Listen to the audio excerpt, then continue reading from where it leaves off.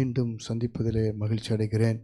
ஒவ்வொரு நாளும் கர்த்தருடைய வார்த்தைக்கு நாம் செவி கொடுக்கும் பொழுது, தேவ வார்த்தையை நாம் மிக முக்கியத்துவப்படுத்தும் பொழுது, அந்த வார்த்தை ஒருபோது வெறுமே திரும்பாமல் அந்த வார்த்தைக்குள் இருக்கிற விடுதலை, சுகம், ஆரோக்கியம், ஆசீர்வாதம், மேன்மை எல்லாமே நமக்கு நிச்சயம் கிடைக்கும். அல்லேலூயா.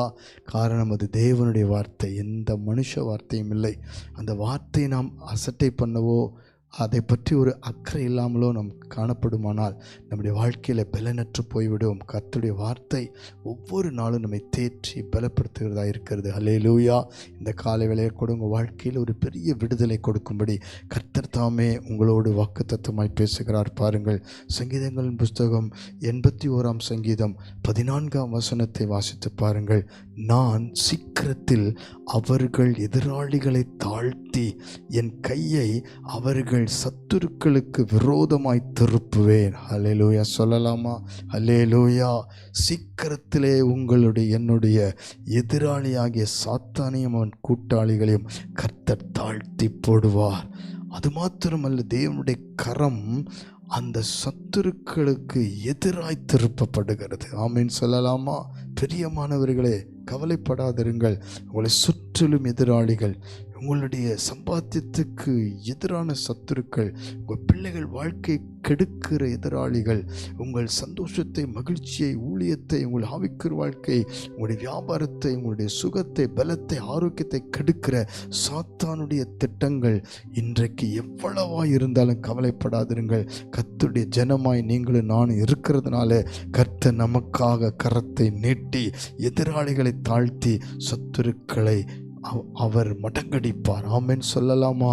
2 நாளாகமத்தின் புஸ்தகம் 20ஆம் அதிகாரத்தில் யோசபாத் என்ற ஒரு தேவனுடைய மனுஷனுக்காக தேவன் எழுந்தருளினார்.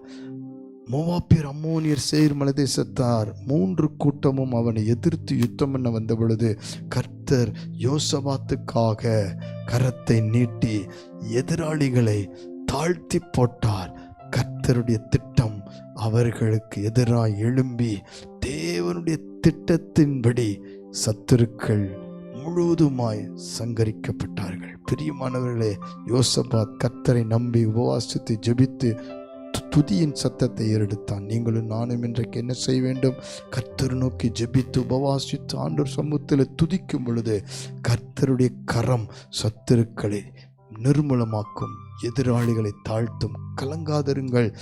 தாவீது வாழ்க்கையில கூட அப்படித்தான். ஆண்டவருக்கு அவன் உண்மை உள்ளவனாய், பிரியமுள்ளவனாய், ஆராதிக்கிறவனாய் இருந்த பொழுது தாவீதுக்கு எதிரான சத்துருக்கள் எழும்பினார்கள். அதிலே சவுல் மிக மோசமாய் தாவீதை கொல்லும்படி எழும்பி வந்தான். ஆனால் ஆண்டவருடைய கரம் தாவீதுக்கு துணையாய் இருந்தது. ஹல்லேலூயா. சவுலை தேவன் தாழ்த்தினார். சவுலின் ராஜ்யபாரம் தாழ்த்தப்பட்டது. அவன் தேவனுடைய கரம் அவனுக்கு எதிராய் திரும்பினது. அவன் முற்றிலும் சங்கரிக்கப்பட்டான். ஆனாலும் பாருங்கள், இன்றைக்கும் தேவன் நம்மை நேசிக்கிறார். நாம் கர்த்தருக்காக நம்மை அர்ப்பணிக்கும் பொழுது அதே போல கல்வாரி சிலுவையிலே கர்த்தர் சாத்தானை தாழ்த்தினார். சாத்தானுடைய திட்டங்களுக்கு எதிராய் தேவ வல்லமை புறப்பட்டது கல்வாரி சிலுவையிலே. மனம் கலங்காதிருங்கள். இப்பொழுது ஜெபிக்க போற உங்களுக்கு எதிராக எத்தனை சத்துருக்கள் சாத்தானால் எழும்பினாலும், எதிராளிகளும் குடும்பத்துக்கு எதிராக எழும்பினாலும் இப்பொழுது நாம் ஜெபிக்க போறோம். பரலோக பிதாவே, எங்கள் சத்துருக்களையும் எதிராளிகளையும் தாழ்த்தி போடுகிறவரும் உமது கரம் அவர்களுக்கு விரோதமாய் எழும்புகிறதையும் நாங்கள் விசுவாசித்து ஜெபிக்கிறோம். இந்த காலை வேளையிலே உம்மை நோக்கி பார்க்கிற ஒவ்வொரு குடும்பத்தையும் நீர் தொடும், ஆசீர்வதியும், பலப்படுத்தும். எத்தனை காலகட்டங்கள், எத்தனை காலம் தொடர்ச்சியாக சத்துருக்கள் எழும்பினாலும், விரோதங்கள் எழும்பினாலும், பிசாசின் திட்டங்கள் எழும்பினாலும், ஆண்டவரே குடும்பத்தை வாழ விடாமல், சந்தோஷம், மகிழ்ச்சி இல்லாமல், ஆண்டவருக்காக வைராக்கியமாக இல்லாமல், எல்லாவித மேன்மைகளையும் ஆசீர்வாதங்களுக்கு எதிராய் செயல்படுகிற அத்தனை எதிராளின் திட்டங்கள் முறிக்கப்படட்டும் அப்பா.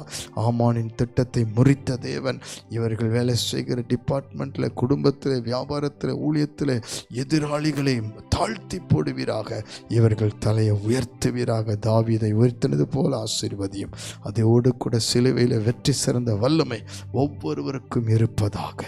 நீர் அப்படி செய்வதற்காக நன்றி. இயேசுவின் மூலம் தாழ்மையோடு ஜெபிக்கிறோம் ஜீவனுள்ள நல்ல பிதாவே. ஆமென், ஆமென், ஆமென். God bless you. கவலைப்படாதிருங்கள். கர்த்தருடைய கரம் நம்மோடு இருக்கும். சத்துருக்கள் தாழ்த்தப்பட்டு முறிந்து போவார்கள்.